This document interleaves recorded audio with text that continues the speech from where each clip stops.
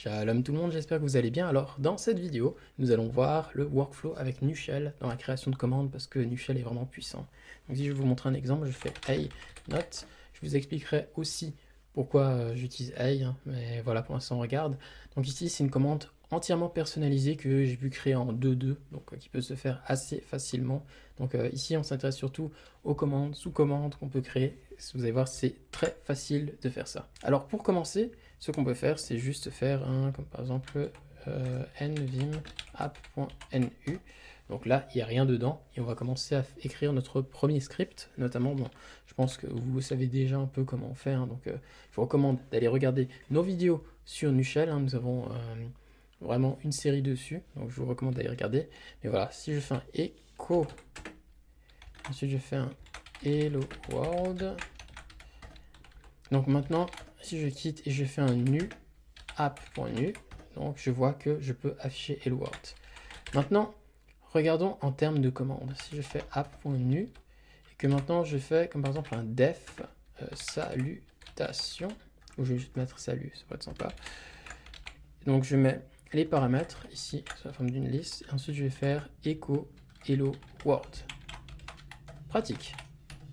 Nu app.nu, donc ça n'a rien affiché parce que c'est seulement une fonction. Donc il faudrait juste mettre l'appel de la fonction, donc app.nu. Donc je vais ouvrir dans l'éditeur et je fais salut.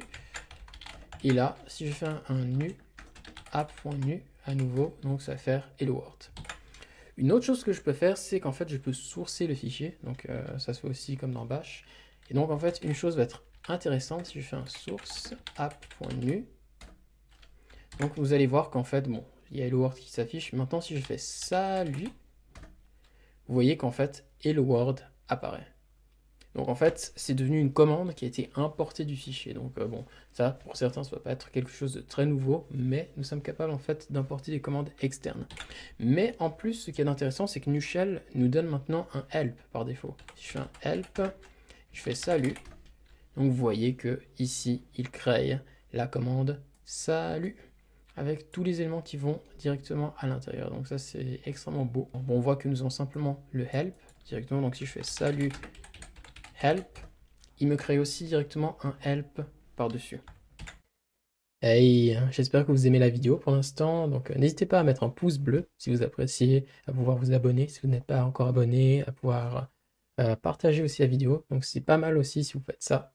Je voulais juste vous parler du Discord, hein, parce que si vous avez envie de nous joindre, de nous parler directement, parce que parfois la sélection des commentaires, ben, c'est juste pour nous parler une fois. Donc si peut-être vous avez des projets, vous voulez partager quelque chose, vous voulez discuter avec nous sommes libres et ouverts. Donc le Discord, je mettrai le lien dans la description de la vidéo. Et bon, dans la plupart des vidéos aussi, vous pouvez trouver ça, ou ben, même dans notre page d'accueil. Donc ça aussi, vous pouvez trouver là-bas. Donc voilà, c'est juste un Discord avec plusieurs channels, plusieurs éléments avec lesquels vous pouvez interagir donc sur différents topics. Donc je vous recommande d'aller regarder ça. Donc voilà, nous avons aussi notre site web WeData. Et donc je vous recommande aussi d'aller regarder notre site. Donc voilà, on continue la vidéo. Alors je peux aussi créer des sous-commandes. Hein. Donc c'est-à-dire si je vais dans app.nu et que maintenant je vais créer un autre, comme par exemple on va dire salut, je mets un espace French, ça va compter comme une sous-commande, donc la sous-commande French. Donc si je fais ici, ben, je vais mettre salut le monde, appuie sur les mauvaises touches. Donc si j'exécute, donc nu app.nu, donc là vous voyez ça, source app.nu, voilà. Maintenant si je fais un help salut, donc vous voyez que j'ai la commande salut, mais qu'en plus de ça, j'ai une nouvelle sous-commande qui s'appelle salut French. Et je peux même faire un help de la sous-commande, hein, salut French. Et là, j'ai la sous-commande avec ses commandes et ses sous-options.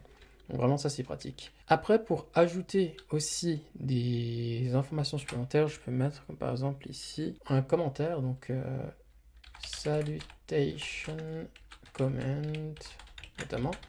Et si je mets aussi un commentaire au-dessus de salut French, c'est salutation comment in French. Donc maintenant, si je fais un source app.nu et que je lance maintenant, comme par exemple help salute French, vous voyez que j'ai salutation command in French décrite ici. Par contre, si je fais help salut, nous allons voir qu'ici nous avons salutation command, mais l'autre commentaire que j'ai mis pour la sous-commande salutation command in French se retrouve ici en termes de sous-commande. Donc voilà, il va lister la commande, les sous-commandes avec leurs caractéristiques et leurs paramètres. Maintenant, regardons ce qui se passe lorsque on ajoute des paramètres. Donc ici, nous pouvons mettre des paramètres, comme par exemple, je vais mettre nom ici. Donc je vais faire une interpolation. Donc on va faire nom ici. Il faut aussi que j'en mette, je vais mettre un dollar ici pour que l'interpolation puisse fonctionner. Ici, je vais enlever le salut parce que ça ennuie. Source app.nu. Et maintenant, lorsque je fais un help salut, vous allez voir que maintenant nous avons le nom qui apparaît ici en tant qu'autre élément à ajouter. Et donc comme vous voyez, c'est un nom qui peut être un paramètre de n'importe quel type. Bien sûr, si on veut ajouter plus d'informations, on peut faire nvim app.nu et que là on veut avoir le truc ici. Bon, peut-être je vais mettre ça ici maintenant. Donc là je vais mettre quelque chose comme une chaîne de caractères. Maintenant, si je fais un source app.nu et ensuite un help app.nu, non pas help.nu, c'est salut. Donc vous voyez que j'ai toutes ces infos là, donc que j'ai le nom, mais maintenant on sait que le nom doit être une chaîne de caractères. Vous avez peut-être envie de rendre aussi une de ces options ou un de ces paramètres optionnels, vous n'avez juste qu'à mettre le point d'interrogation. Donc lorsque vous faites ça, donc on va sourcer, et on fait un help. Donc on va regarder en entier. Vous voyez que maintenant, nom n'apparaît plus entre les inférieurs et supérieurs trucs, mais maintenant qu'il est optionnel. Donc on peut le mettre ou non. Donc si je fais salut, et ensuite je fais Fabrice, donc là il va faire hello Fabrice, mais si je fais salut, tout simplement, il va compter ça comme correct. Donc c'est à dire que je ne suis pas obligé de le mettre. Si je n'avais pas mis l'option, ben en fait, il m'aurait retourné une erreur. Donc là vous voyez, vous avez cette option là aussi. Une autre chose intéressante que vous pouvez mettre, c'est aussi les flags. Donc pour simplifier aussi l'appel de la fonction, le mieux c'est souvent en fait de mettre ça sur une ligne comme ça. De cette façon-là, en fait, vous avez tous vos paramètres qui apparaissent comme ça. Donc ça peut être aussi compilable. Donc ce que je peux faire, c'est que je peux créer aussi alors quelque chose dans le genre. Donc je vais tirer comme ça, non. Et ensuite là-dessus, ben, je peux mettre string notamment. Donc maintenant, si je source et que je fais un help, vous voyez que maintenant c'est salut et on va avoir une liste de flags. Donc ici, on voit que dans les flags, il n'y a plus seulement que le help, mais il y a le nom avec la chaîne de caractères. Une chose qu'on peut faire aussi, c'est qu'on peut préciser, comme par exemple, si je mets maintenant ici un commentaire qui dit this is a name we can use. Maintenant, si je source et que je fais un help, vous voyez donc maintenant que nous avons l'option qui est notée ici. Donc vous voyez, on peut construire directement notre documentation à l'intérieur de notre code ou de notre script en tant que tel. Aussi, je ne l'ai pas dit, donc cette option-là est maintenant optionnelle. Ça veut dire que si je fais salut, donc Fabrice, oui, ici, je ne peux plus faire Fabrice parce que je n'ai plus le nom. Donc si je fais juste Fabrice, comme ça fait hello.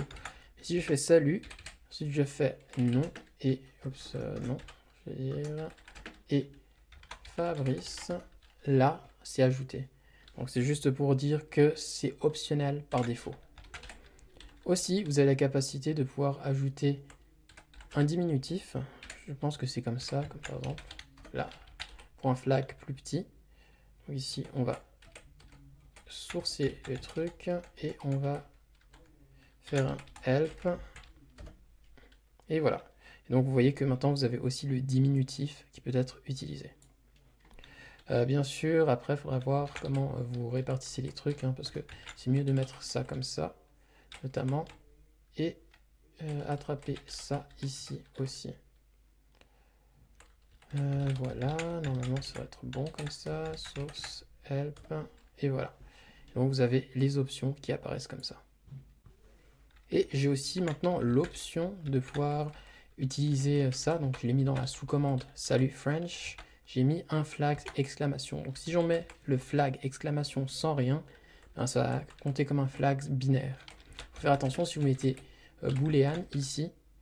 Il va être interprété comme un type. Il faudra mettre true et false quand vous utilisez exclamation. Et si vous laissez exclamation comme ça va être compté comme présent, c'est vrai, absent, c'est faux. Donc on peut voir ça. Hein. Donc si je fais un source, ensuite c'est app.nu, et ensuite je fais un help salut. Donc vous voyez que ici nous avons salut French, mais nous n'avons pas ces options. Il faudra faire un help salut French pour le trouver. Voilà, ou salut French, ensuite help. Donc là vous voyez que nous avons l'option exclamation. Donc si je fais salut French exclamation, vous voyez qu'il y a un point d'exclamation. Si j'enlève ça, donc j'ai pas le point d'exclamation. Donc c'est comme ça que fonctionne le flags. Après vous avez différentes façons de pouvoir utiliser une commande. Si vous faites comme par exemple, j'ai créé une fonction bien sûr qui s'appelle WeData et qui va essentiellement retourner WeData. Donc si je fais source app.new et que je fais maintenant un WeData, donc vous voyez que ça va retourner WeData facilement. Par contre, si je fais un comme par exemple set, donc j'enlève ou j'envoie le set et je fais un WeData, vous allez voir que ça va simplement retourner WeData. Alors j'ai décidé de créer une variable number pour récupérer le chiffre qui a été écrit avant, mais lorsqu'on essaye, ben, vous voyez que ça ne fonctionne pas. Par contre, si je fais WeData set, là ça va fonctionner. Donc comment faire pour récupérer plutôt une information dans le stream? Donc là cette fois-ci c'est un petit peu différent. Donc on sait que pour chaque paramètre on peut mettre un type, comme par exemple ici c'est un entier, mais aussi on sait que pour la sortie d'une fonction on peut mettre la sortie voulue. Et donc là c'est vraiment les options d'entrée. Mais on peut aussi choisir l'entrée. Donc si on fait double point, ensuite on choisit l'entrée, comme par exemple là je vais mettre int, si je ne me trompe pas, sans oublier de mettre ici le $in, donc ça c'est quelque chose qui est donné gratuitement. Donc si je fais un source et que je fais maintenant un set WeData, vous voyez que maintenant il le prend directement. Donc c'est à dire que c'est le retour qui va être pris en compte. Donc si je fais comme par exemple maintenant un set entre guillemets, là il va dire que ça ne marche pas parce qu'il prend un nombre en entrée. Donc, comme vous voyez ici, vous pouvez très bien transformer une fonction en un élément qu'on peut chaîner directement dans un pipe, quoi, ou dans un enchaînement de pipe. Donc vous avez vraiment cette option qui peut être créée pour faire ça. Et après, bien sûr, vous pouvez mettre vos paramètres dessus. Hein. Donc je peux mettre comme par exemple number ici, qui est aussi un entier. Et donc là, je peux faire comme par exemple $plus $number. Et donc lorsque je source, tac, et que j'exécute ça, oui, il faudrait mettre aussi un nombre, comme par exemple si je mets 3, donc vous voyez qu'il va faire le calcul aussi. Donc vous avez ce pouvoir avec les fonctions. Bien sûr, vous pouvez alors prendre vos fichiers, donc vos scripts, les poser dans un endroit et ensuite les sourcer. Donc vous pouvez le faire ça en faisant un config nu. Et là, vous êtes dans le fichier de configuration. Donc vous n'avez juste qu'à faire un source, ensuite le fichier à sourcer et c'est tout bon. Par contre, moi, je suis plutôt dans une autre méthode parce qu'en fait, j'ai un dossier qui s'appelle sh qui contient en fait en lui-même une tonne de scripts que j'ai écrits. Donc ce sont des scripts que je peux écrire en bash, comme par exemple en Python. Ici, j'en ai même un que j'ai écrit en Ushell, hein, donc récemment. Donc voilà, nous avons plein de trucs qui sont écrits de différentes façons. Donc il suffit juste de mettre avec quel exécutable il faut le lancer. Donc je mets le chemin d'exécutable. Donc bank, oui c'est ça, donc le commentaire bank, ensuite le chemin, et donc le système est assez intelligent pour le lancer. Donc mes scripts, ça peut aussi être des binaires que je crée avec des langages compilés, donc comme ça je mets vraiment tout dans un endroit, et j'utilise toutes ces commandes comme si c'était la même chose, comme si c'était... ouais, voilà, ça faisait partie du système et de mon workflow. C'est comme ça que je travaille, donc comme ça je peux créer mes scripts de la meilleure façon qu'ils soient. Et voilà, en fait, actuellement, pour l'instant, je n'ai pas trouvé de meilleurs scripts que ceux de Nushell parce qu'ils donnent vraiment une documentation incroyable. Bon, malheureusement, avec cette approche-là, c'est que bon, ça me permet d'avoir plein de choses comme ça, mais maintenant, lorsque j'essaye de lancer une commande pour la documentation, donc si je fais comme par exemple help note, ça va pas marcher parce que c'est pas chargé exactement dans la mémoire de session de Nushell. Donc du coup, ce qu'il faudrait faire, bon, je peux toujours faire note comme ça, donc parce que c'est une commande qui est techniquement reconnue parce que il va le chercher dans le path, mais pas en tant que commande Nushell. Mais je peux quand même faire un note comme ça, help, parce que ça aussi c'est intégré, donc ça c'est cool. Mais comme vous le voyez ici, donc j'ai main, la commande il run, mais sauf que je sais pas quel type de commande c'est. C'est pour ça que j'ai créé une commande qui s'appelle hey, donc là où je vais pouvoir en fait obtenir les infos qui m'intéressent pour le type de commande que je veux. Donc là vous voyez que j'ai ici les sous-commandes que je recherche. Donc ça aussi c'est assez important, donc bon je peux regarder aussi, je pense que si je fais un hey et ensuite help, je peux voir tout dedans, et je crois que je pouvais même faire un help hey. Non, bon alors pas dans l'autre sens. Mais donc en fait je peux juste mettre le nom du script en tant que paramètre pour trouver ce que je cherche. Donc le style de workflow que j'ai, donc lorsque je suis en train de développer quelque chose, c'est qu'en fait je vais créer comme par exemple un fichier settings.nu. Donc ça peut être à la racine du projet, ou si je suis assez, bon pas encore assez confiant, donc ça serait quelque chose que je peux voir plus tard. Mais donc comme ça je pourrais créer le tout ici, donc je crée mes commandes, donc les commandes sont les fonctions, etc.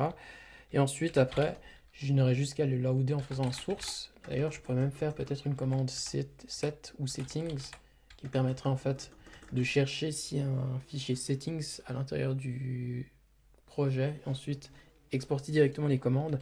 Et de cette façon-là, en fait, je peux bosser directement avec les commandes qui vont avec. Et lorsque je me rends compte qu'en fait, je réutilise souvent une même commande, alors je vais directement aller dans Settings, justement, et créer directement la fonction. Si c'est comme par exemple un git push que je fais souvent, je peux faire donc un def push, peut-être gpush, au cas où s'il y a un problème.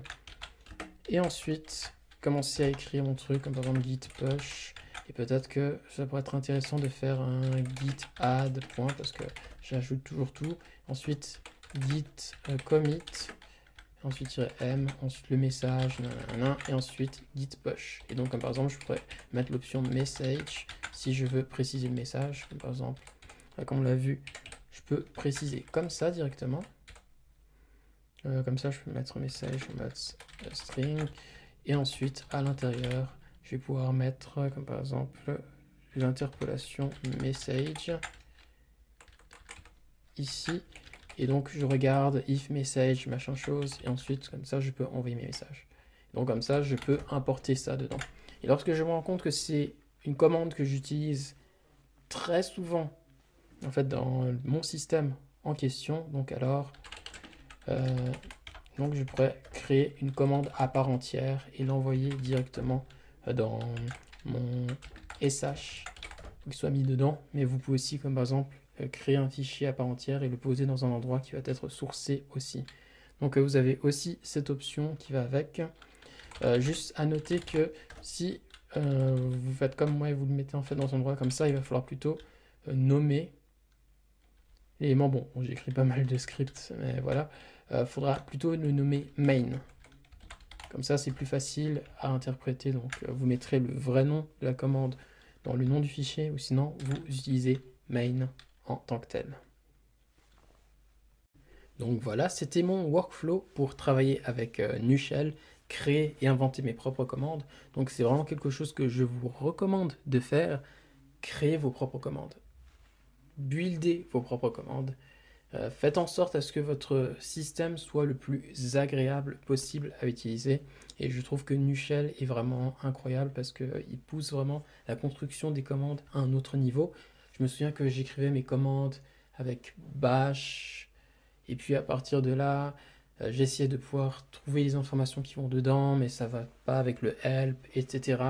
Ou le souci que j'ai, c'est que peut-être j'essaye de utiliser un makefile, parce que les makefiles étaient vraiment très pratiques aussi pour faire ce genre de choses. Mais le souci, c'est que je peux pas avoir les informations, les détails sur les commandes ou les sous-commandes que je peux utiliser avec le makefile, si ce n'est de regarder à l'intérieur du makefile et c'est pas super bien présenté. Alors que ici, on peut créer une commande à la volée, on peut ajouter des informations, des commentaires, tout un tas de choses justement pour pouvoir documenter la commande. Comme ça, même lorsque vous l'utiliserez peut-être plusieurs jours plus tard, ben en fait, vous pourrez faire les choses. Donc aussi, bonne pratique, essayez un maximum de documenter la commande, même si vous ne savez pas exactement ce qu'elle fait ou vous n'êtes pas sûr, vous pouvez toujours changer après si besoin. Donc voilà. Donc si jamais vous avez peut-être d'autres questions, etc., ben, comme je l'ai déjà dit, vous pouvez aussi rejoindre notre Discord et voilà, communiquer, partager. Et ouais, on serait ravis vraiment de pouvoir avoir un échange avec vous dans l'un de nos chats pour parler de tout. Donc voilà, vraiment, merci d'avoir assisté à cette vidéo. J'espère que vous vous porterez bien. Non, même portez-vous bien, hein. Et voilà, hein, que Dieu vous bénisse.